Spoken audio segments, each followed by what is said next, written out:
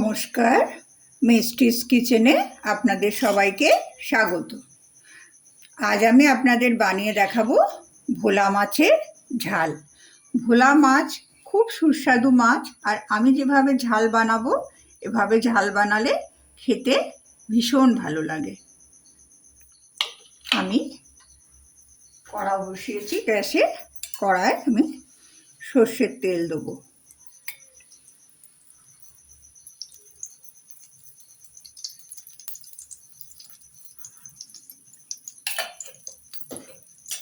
আমি 5 table spoon তেল দিয়ে দিলাম।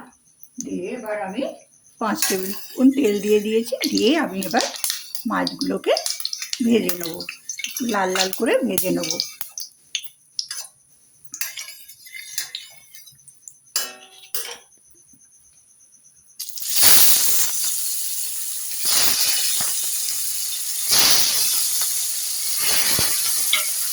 আমি মাছগুলো নুন, হলুদ এবং একটু সর্ষের তেল দিয়ে ম্যারিনেট করে রেখে দিয়েছিলাম।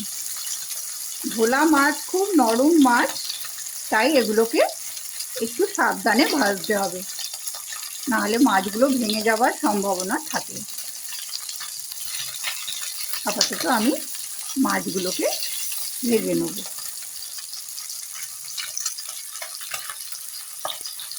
আমার মাছগুলো ভাজা হয়ে গেছে। এবার আমি কড়ায় আর একটু তেল দেবো। তেল দিয়ে আমি এর মধ্যে তেজপাতা, শুকনো লঙ্কা এবং দুটো দারচিনির টুকরো, দুটো ছোট এলাচ এবং দুটো লবঙ্গ ফোড়ন দেবো।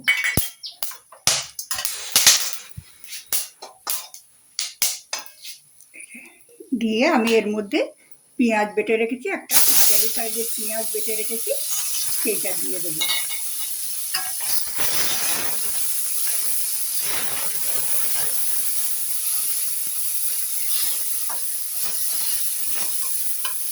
তারপর এর মধ্যে আমি আদা এবং রসুনের পেস্ট দিয়ে দেবো।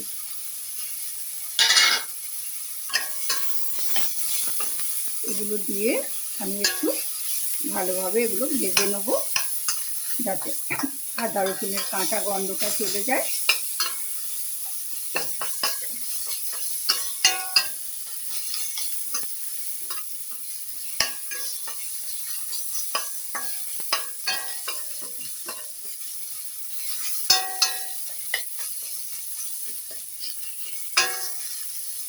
এরপর আমি এর মধ্যে দেব একটা টমেটো বাটা।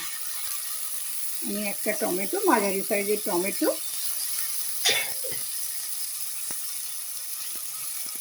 মিক্সিতে বেটে রেখেছি, সেটা আমি দিয়ে দেবো। এটা দিয়েও আমি একটু ভালোভাবে কষিয়ে নেব, যাতে টমেটোর কাঁচা গন্ধটা চলে যায়।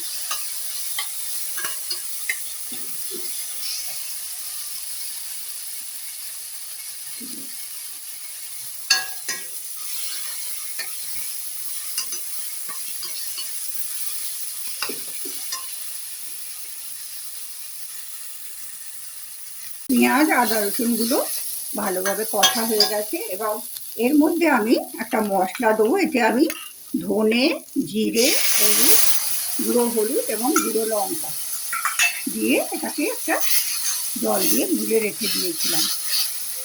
এবার এই মশলাটা আমি এর মধ্যে দিয়ে দেবো। এবার দেবো স্বাদ মতো নুন।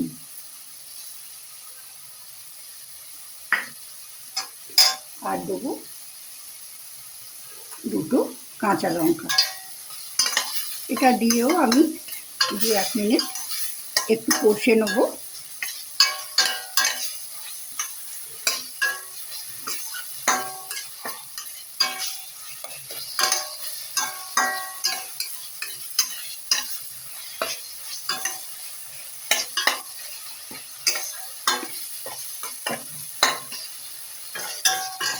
আমার মশলাটা কষানো হয়ে গেছে, তেল ছেড়ে দিয়েছে। এবারে আমি এর মধ্যে একটু জল দিয়ে দেব।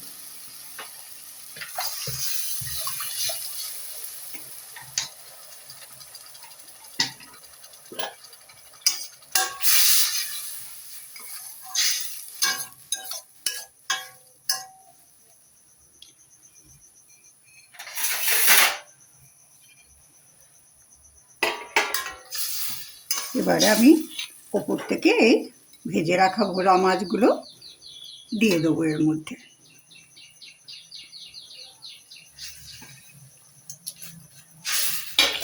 দিয়ে আমি চাপা দিয়ে ফুটে দেবো 5 মিনিট।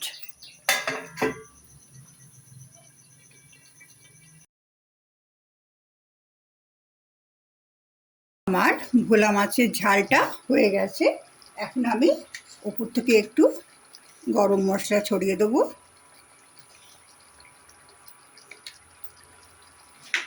ধনেপাতা থাকলে ধনেপাতা দিলে খুবই ভালো লাগবে, কিন্তু আমার কাছে এখন ধনেপাতা নেই। শীতের সময় প্রচুর ধনেপাতা হয়েছিল, কিন্তু এখন আর নেই। যাই হোক, আমার ঝালটা হয়ে গেছে। এবার আমি গ্যাস অফ করে দেবো। আমার ভোলা মাছের ঝাল পরিবেশনের জন্যে তৈরি। আমার এই ভিডিওটা যদি আপনাদের ভালো লাগে তাহলে লাইক করবেন, বন্ধুবান্ধবদের সাথে শেয়ার করবেন এবং আমার চ্যানেলকে সাবস্ক্রাইব করবেন এবং কমেন্টে জানাবেন আমার ভিডিওগুলো আপনাদের কেমন লাগছে। আপনারা সবাই ভালো থাকুন, সুস্থ থাকুন, সবাইকে ভালো রাখুন। আজ ভিডিও আমি এখানেই শেষ করছি।